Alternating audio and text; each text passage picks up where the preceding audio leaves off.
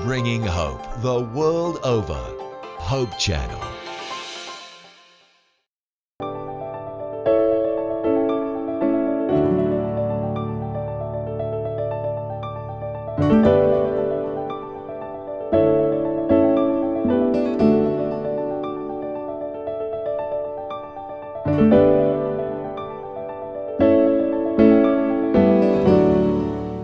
Isang magandang araw po sa inyong lahat.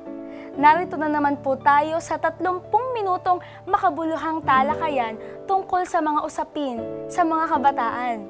At higit sa lahat, narito na naman tayo sa isang magandang usapan na magdadala sa atin ng higit na pag-asa.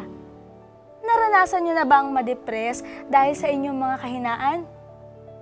O di kaya, natanong niyo na ba sa inyong sarili kung meron ba kayong kahinaan o wala? Kung meron, naisip na ba natin kung paano kaya tayo makakawala doon sa kahinaan na yun para hindi na tayo ma-depress? Samahan niyo po kami at atin pong pag-uusapan, ating pong paghihimay-himayin kung paano po ba natin malalagpasan ito pong ating mga kahinaan na binubugso po o dinadala sa atin ng ating kaaway. Kaya naman, sa pagkakataong ito, kasama ko po ang isa sa mga batikang kabataang mangangaral, si Kuya Brian Tolentino, at narito rin po ang inyong lingkod, si Chanel, para po magbigay sa inyo ng mga makabuluhan at ng mga importanteng bagay para po sa mga kabataan. Dito lamang po, sa Clear Messages. Kuya Brian, noong nakaraan ay pinag-usapan natin, tinalakay natin yung tunggalian tungkol sa kasalanan. Pero ngayon po ay mas lalo po tayong lalalim. Mas pag-uusapan po natin ng mas malalim kung ano po bang meron dito sa conflict na to. Ano po ba yung characteristics niya? Kumbaga, ano bang meron dito? Ano bang nagagawa nito sa atin, sa ating buhay? Paano makakaapekto itong conflict with sin sa atin, sa ating kaligtasan, at sa amin po lalo sa mga kabataan. So, Kuya Bray, diretsahang tanong, ano po ba yung ibig sabihin ng character of the conflict na yun? Ayan, bago kita sagutin, gusto kong batiin ang ating mga tagapakinig, lahat ng ating pong mga taga-subaybay uli sa isang makabulang pag-aaral ng Biblia. Conflict with sin, kanina nabanggit mo yung depression, ano? Yes. There's a conflict within. Pero itong conflict na ito, meron itong factors outside. Unahin muna natin depression. Saan ba nanggagaling yung depression na sinasabi mo na yan? Sabi dito sa awit 32, awit 32. Awit 32, verse 3. 32 verse 3. Nang ako'y tumahimik, ay nang lumo ang aking mga buto. Dahil sa aking pag-angal buong araw. Sapagkat araw at gabi ay mabigat sa akin ang iyong kamay. At ang aking lamig ng katawan ay naging katuyuan ng tag-init. Pero sa verse 5 ang sabi, aking kinilala ang aking kasalanan sa iyo. At ang aking kasamaan ay hindi ko ikinubli. Aking sinabi, aking ipahayag ang aking pagsalangsang sa Panginoon. At iyong ipinatawad ang kasamaan ng aking kasalanan. And sa huling verse, ang sabi, sa verse 10, maraming kapanglawan ay sasapit sa masama. Ngunit siyang tumitiwala sa Panginoon. Kagandahang loob ang liligid sa Kanya sa palibot. Kayo'y mga tutuwa sa Panginoon at mga gagalak kayong mga matuwid. So, ang kaligayahan ng tao, Chanel, ay wala sa sarap ng buhay, dami ng pera, o kaya mga entertainment na meron. Ang kaligayahan ng tao, simple lang, isa lang. Yung ma-free tayo sa guilt. Yung ma-confess natin ang ating kasalanan. Ang problema, yung kasalanan mo ngayon na hindi mo na-confess, dodoble bukas, meron na naman, parang utang na nagkapatong-patong. Subukan mo magpatong ng utang at para mabayaran yung utang, uutang ka na hindi mo rin naman mabayaran ng buo hanggang sa nagkapatong-patong na. Sa tingin mo magiging masaya ka, hindi? Hindi. Ganito din ang pinakadahilan ng depression. Ang pinakadahilan ng depression, mga minamahal ko mga kaibigan, ay yung hindi mo pagko-confess sa Panginoon ng iyong kasalanan. Ang sabi ng Biblia, sa Matthew chapter 11 verse 28, sabi niya, magsiparito kayo sa akin, kayong mga papagal at nangabibigat ang lubha. Bakit ba nabibigat ang lubha? Dahil sa kasalanan. Dahil dinadala mo sa sarili mo yung guilt. Samantalang, ipinako na ang Panginoon Kristo sa krus, dinala niya na ito lahat sa krus, at sabi niya, cast all your cares upon me because He cares for you. So if you cast to God everything your care, hindi ka na mabibigatan. Now, ang conflict ay ito. Ayaw ni Satan na ibigay mo sa Panginoon yung guilt mo at saka yung sin mo. Gusto niya, i-carry over mo lahat ito para hindi ka makaalpas dito. That is the conflict. Grabe, Kuya Bray. Sobrang bad. Napansin ko lang, no, doon po sa conflict na yon, kasi syempre kapag sinabing conflict, may nag-aaway. Diba, Kuya Bray? So, Sino nag-aaway? Sino ba? Sino bang nag-aaway talaga? Actually, minsan, pagka nakakita tayo ng masama, inaaway natin, di ba? Inaaway natin. Pag nakakita tayo ng mabuti, kakampi natin. Pero actually, hindi tao ang kaaway natin. Hindi rin tao ang kakampi natin dito sa labanang ito. Ang nag-aaway dito ay ang Diyos, ang Panginoon Kristo, at saka si Satan. Ikaw, accomplish ka lang dito o instrument ka lang nitong away na to. Hindi natin nakikita yun. Ang mga kabataan, hindi na nila nakikita yun. Let's open our Bible. Let's open our scripture. Sa Efeso 6 ang talata ay 12, makikita natin kung ano itong conflict na ito na nangyayari.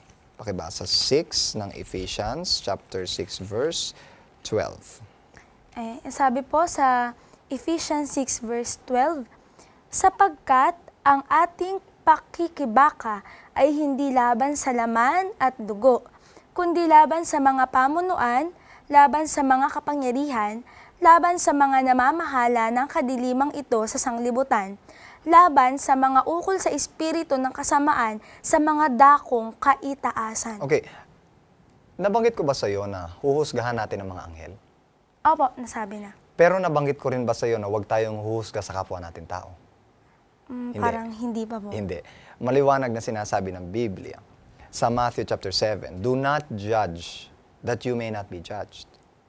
Sapagkat sa panukat na iyong gagamitin ay doon ka rin susukatin. So, ang unang caution ko para sa ating mga kapwa kabataan, huwag tayong mag-judge ng kapwa natin. Bakit? Kasi ang conflict is not between us. Ang conflict, i-enjoy mo na lang yung fellowship ng young people. Makasalanan siya o hindi, enjoy mo. Bakit?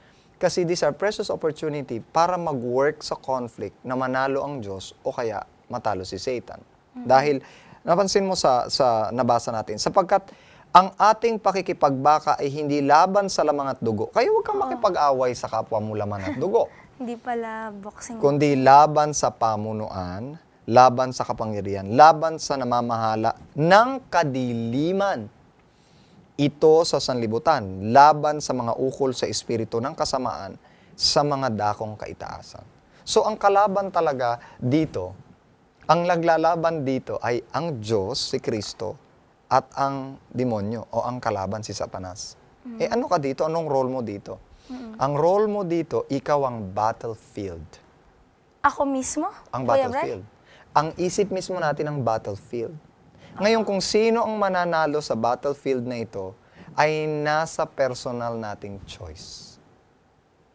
So, ibig sabihin parang ang mangyayari, ako yung magdidikta. Ikaw ang magdi-decide kung sino ang gusto mong manalo sa'yo. Si Satan ba ang gusto mong manalo sa'yo? If you get the insinuation of Satan, kung tatanggapin mo lahat ng insinuation ni Satan na mahina ka, tao ka lang, wala namang kapangyarihan ng Diyos para managumpay ka, lahat ng mga insinuation, pagka pinalampas mo ito, tapos ito ang kinuha mo sa isip mo, ang tendency, pinipili mo yung kalaban. Pero pagka by faith, you take it by faith, na the just shall live by faith. If you claim God's promise, na I am crucified with Christ, therefore I no longer live, Jesus Christ now live in me. Tapos sabi niya, I'm a new creature, all things has passed away, behold, new things has come. Pagka inisip mo na, bago na ako, hindi na ako itong dati, nanalo ang Diyos sa'yo. Pero pag inisip mo na, hindi, mahina ako, hindi kaya ng Diyos, hindi kasi ako kagaya ng Diyos, so nanalo si Satan sa'yo. Gusto kong basahin itong isang Say for example, the Word of God is able to give us power to overcome. Sabi dito sa Romans chapter 6 verse 12 and 13. Roma 6, 12 at 13. Gusto kong basahin mo ito, Chanel. Ayan. Ang sabi po, huwag ngang maghari ang kasalanan sa inyong katawang may kamatayan upang kayo'y magsisunod sa kanyang mga pita. At huwag din naman ninyong ihandog ang inyong mga sangkap sa kasalanan na pinakakasangkapan ng kalikuan. Kundi ihandog ninyo ang inyong sarili sa Diyos na tulad sa nangabuhay sa mga patay at ang inyong mga sangkap na pinakakasangkapan ng katwiran sa Diyos. So, pansinin mo, sabi niya, huwag ngang maghari ang kasalanan sa inyong katawang may kamatayan. So, naghari, ibig sabihin may trono. Diba? Maghahari, may trono. So, ang kasalanan nandito lang sa katawan natin. Hindi yan umaalis. Pero yung katwiran, nandito rin sa katawan natin. It's up to you kung sino ang paghahariin mo. Maghahari bang katwiran laban sa kasalanan o maghahari bang kasalanan laban sa katwiran? It is your own choice. So, kung ipagpapasakop mo ang kamay mo sa kasalanan, magkakasala siya. Kung ipagpapasakop mo ang bibig mo sa kasalanan, yun ang gagawin niya. Kung ipagpapasakop mo ang isip mo sa kasalanan, yun ang gagawin niya. So at the end, the battle was won by Satan and not by God. Pero kung ipagpapasakop mo lahat sa katwiran, dahil alipin ka na ng katwiran by faith na pinangahawakan mo na ikaw ay matuwid na sa pamamagitan ng katwiran ni Kristo, tamatay ka na sa dati mong pagkatao, then you let God win in this battle. So, napakatindi pala, Kuya Bray, noong conflict at nakita ko doon, naging malinaw para sa akin, na ang conflict pala ay nasa aking sarili, nasa aking isip. At nakita ko rin na meron talagang two opposing powers sa akin. At doon ko naisip talaga na ang maghahari, ang uupo sa throne sa akin, ay kung sino yung pipiliin ko, yung mas i-entertain ko. Eh Kuya Bray, paano naman kaya namin, mga kabataan, paano ba nakakaapekto itong conflict na ito sa aming character?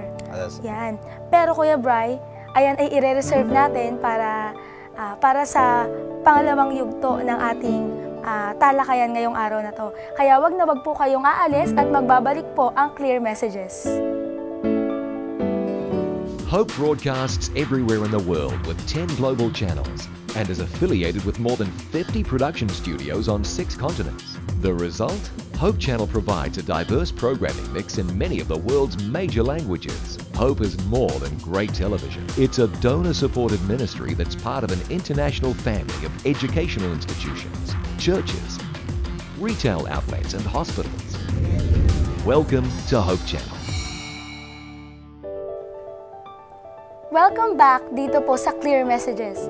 Kanina ay nag-iwan tayo ng tanong, paano nga ba nakakaapekto ang conflict sa ating isip sa ating karakter? Kaya naman, Kuya Bray, paano nga ba? Well, ano bang ibig sabihin ng character? Sabi ng education, isang librong paborito ko, thoughts and feelings combined make up a moral character. So kung ano iniisip mo, kung nasa puso mo o nararamdaman mo, yun ang character. So dito sa conflict na ito, ano ba ang character mo? Ano ba yung thoughts mo? Ano ba yung iniisip mo? Now, let's open a Bible para mas maging clear sa atin itong character na nabubuo sa atin. Ano? Ito ay nakasulat sa Proverbs chapter 23, verse 7. Proverbs chapter 23, verse 7.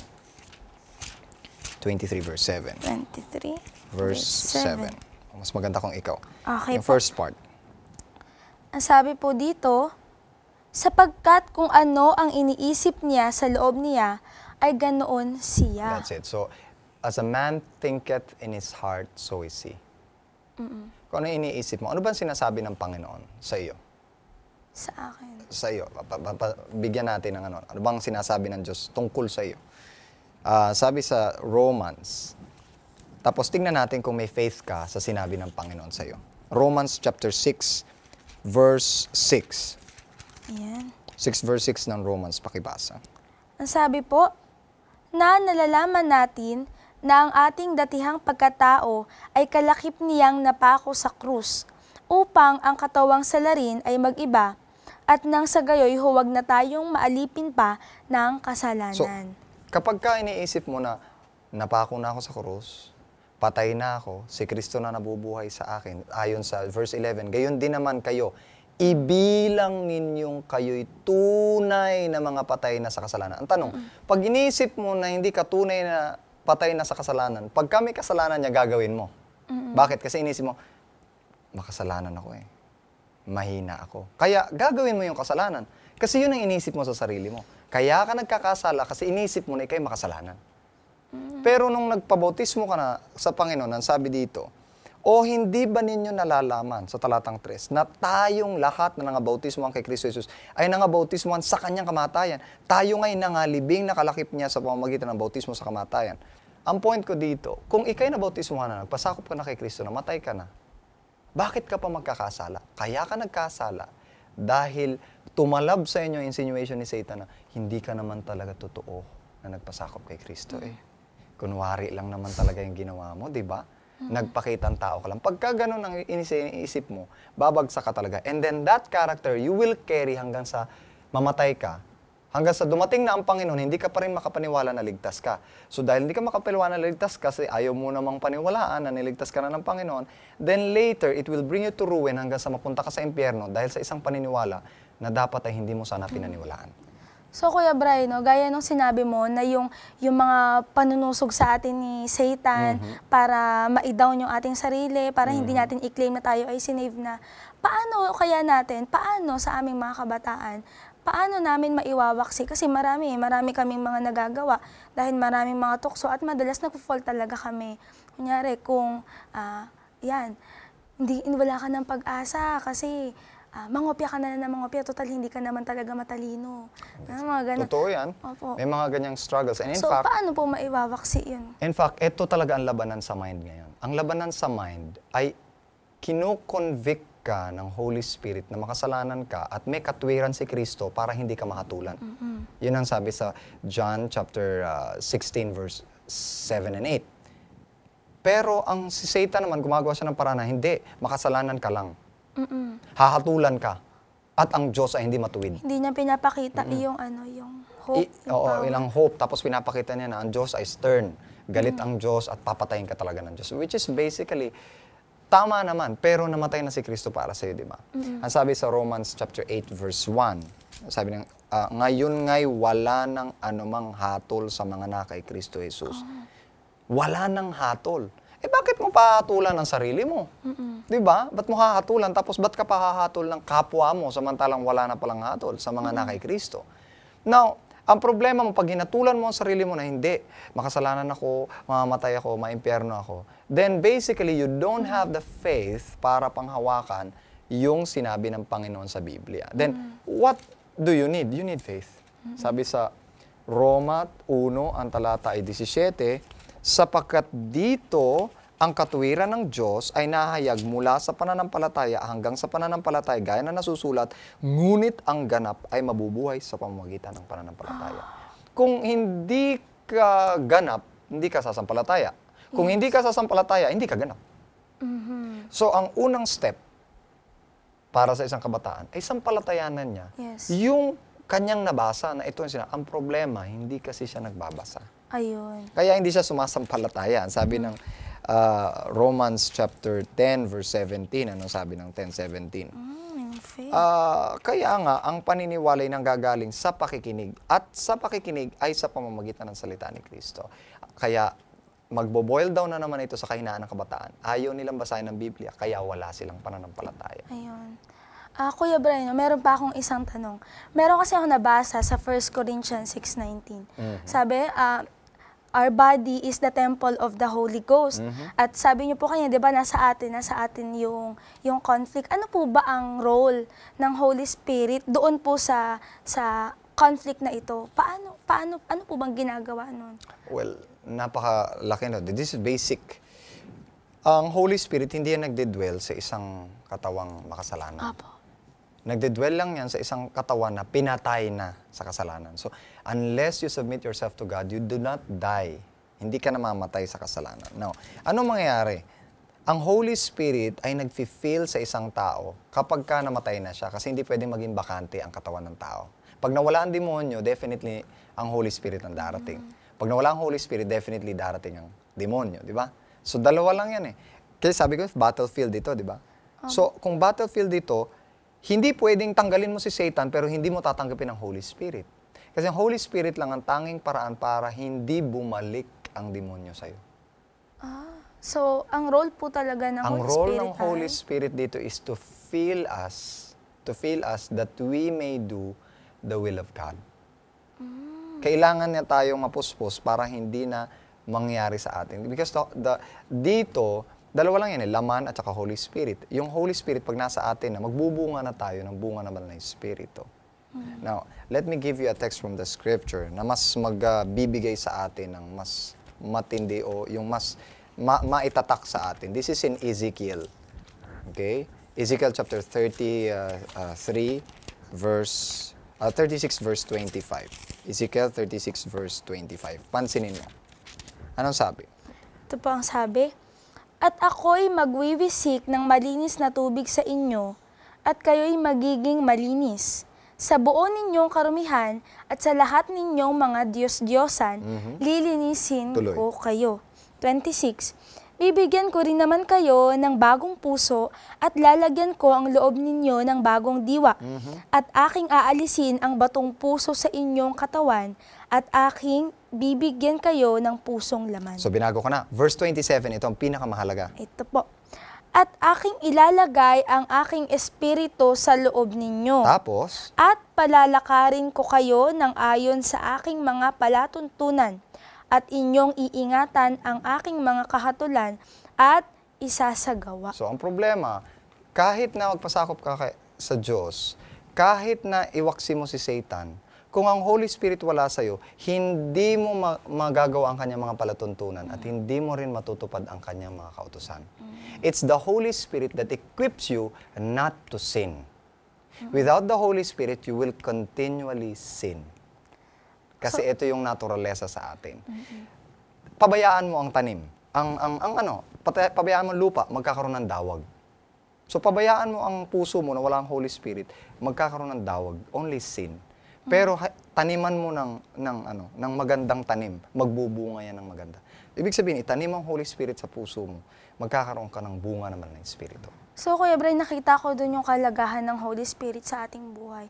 Pero sa aming mga kabataan, paano naman namin madidiscern kung nasa amin yung Holy Spirit? Actually, you don't need to discern. You just need to believe. Believe. Una, pangako ito ng Panginoon na ibibigay niya ang Holy Spirit. Pangalawa, hingin mo. Pangatlo, sampalatayanan mo. Ask in the Lord, believing you shall receive. So, pagka hiningi mo ito, huwag mo nang pagdudahan. Kasi pag pinagdudahan mo yan, hindi matatanggap yan. So, you don't need an evidence na nasa yung Holy Spirit. You just need to believe na nasa yung Holy Spirit. Then, evidence will come after. So, ibig sabihin po, nagtataka lang po ako, no, Kuya Bray, kasi ibig sabihin, tama ba yung pagkakaintindi ko na yung Holy Spirit, hindi ko kailangan na Malamang kung nasa iyo o hindi. Kung hindi, malalabas at lalabas siya sa akin. Sa'yo, evidence sa'yo. Pero, kailangan mo lang siyang paniwalaan. Faith is believing on the substance of the things you do not see. So, paniwalaan mo siya, tanggapin mo siya, at pag tinanggap mo na siya, don't worry about evidence. Evidence will just evidence. Lalabas lang yan sa'yo if you have that belief. Ang problema, kung you don't believe, then there is no evidence. So, salamat Kuya So, Bray. don't wait for you to see the evidence in order to believe. Just believe, and evidence will naturally come. Okay, baliktad pala, no? Sa aking iniisip. Maraming salamat po, Kuya Bray, sa isa pong magandang talakayan natin sa araw na ito. At ngayon naman po ay meron po kaming nais ipapanood sa inyo upang madagdagan po ang inyong mga kaalaman at ang inyong pong inspirasyon. Let's watch this. Kung ating titingnan ang naging karanasan ng isang anghel, na aking tinutukoy si Lucifer, nung siya ay magmataas sa ating Panginoon. Nung kanyang nais agawin ang posisyon ng Diyos. Nais niyang maging Diyos. Nakita natin ang naging resulta ng kasalanan. So ang likas ng kasalanan ay ginagawa nitong masama ang isang nilikha ng Panginoong napakabuti. Nilikha si Lucifer na napakaganda, napakatalino, subalit dahilan sa kasalanan, ito ay nawala sa kanya. Ang kasalanan ay walang maidudulot sa isang kabataan na kabutihan, kundi papasama ng papasama ng papasama hanggang sa siya ay mapahamak. Gaya din kay Adam and Eve, matatandaan natin na ang sabi ni Lucifer sa kanila, ni Satanas, sa pamamagitan ng ahas, kapag kayo kumain ng bunga ng punong kahoy na ito, kayo ay magiging gaya ng Diyos. So gusto rin niyang kuhanin, gusto rin ni Adam and Eve, gusto rin ni Satanas na si Adam and Eve ay maging Diyos. At nakinig naman itong si Eva. At noong ang kasalanan ay kanilang ginawa at kanilang nilabag ang utos ng Panginoon, makikita natin ang naging resulta. So ganun katindi ang kasalanan. Sinisira nito ang relationship na sana ay napakaganda. At later on, sisirain nito ang buhay ng isang tao. Ang Biblia ay napakalinaw kung papaano ang isang kabataan ay malalayo at makakaalam sa epekto o nagagawa ng kasalanan. Ang sabi sa Psalm 118 verses 9 to 11, "How can a young man cleanse his way? By taking heed according to your word. With my whole heart I have sought you. O let me not wander from your commandments. Your word I have hidden in my heart, that I may not sin against you." So, ang isang kabataan ay malalaman niya ang patungkol sa nagawa ng kasalanan sa pamamagitan ng banal na kasulatan. Wala nang iba akong nalalaman. Ang ating buhay bilang kabataan ay napakaganda, punong-puno ng kasiyahan. At maging ang isa sa pinakamatalinong na buhay sa daigdig, si Haring Solomon ay nagwika, "Rejoice, O young man, in your youth, and let your heart cheer you in the days of your youth. Walk in the ways of your heart." Mga kabataan, ito ang nais kong iwanan na kaisipan sa inyo. Remember your Creator. Remember God in the days of your youth. Indeed, it's more fun being youth. And while being youth, be in God. And you will have peace, joy, love forever and ever. Ayan, sigurado ko marami na naman kayo natutunan sa mga napanood ninyo. Sa pagtatalakay natin, ano po ba napansin ninyo? Nakita po ba natin kung gaano kalakas ang kapangyarihan binigay sa atin ng Panginoon? At ang tanging paraan lang ay sa pamamagitan ng pananampalataya, paniniwala sa lahat ng sinasabi ng Biblia. Ang conflict na ito ay hindi tungkol sa atin. Tungkol ito sa conflict ng Panginoon at ng kalaban. Nasa sa ating desisyon na kung saan tayo papanig. Doon ba sa talunan o sa nanalo na ang ating Panginoon Kristo? Doon ba tayo maniniwala na tayo mahina o tayo ay binigyan ng lakas ng Diyos sa pamamagitan ng paniniwala sa lahat ng kanyang mga salita?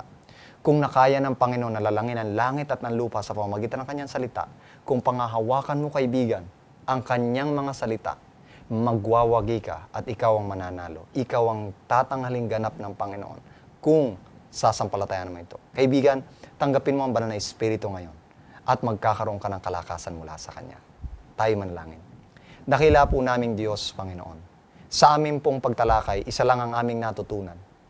Nasa labanang ito, mananalo kami kung kami ay papanig sa inyo. At kung kami, Panginoon, ay magiging totally dependent lamang sa kapangyarihan ninyo at hindi sa aming mga sarili. Hari nawa, Panginoon, ay bigyan nyo kami ng pananampalatayang manghawakan sa bawat salita na nasusulat sa inyong mga pangako sa Biblia. At nawa, Panginoon, ay matagpuan kami na may bunga ng banal na Espiritu sa amin at maging liwanag sa mundong ito na nagluluwalhati sa inyong banal na pangalan. Ang lahat ng ito ay aming hinihiling pinasasalamatan sa pangalan ng Panginoong Hesus. Amen. Maraming salamat po sa inyong walang sawang pagsubaybay dito po sa programa na ginawa para po talaga sa mga kabataan. Samahan niyo po kaming muli sa panibagong episode dito po sa programang ito na ginawa po namin para sa inyo. Only here, when we discover truths in the Bible and get clear messages.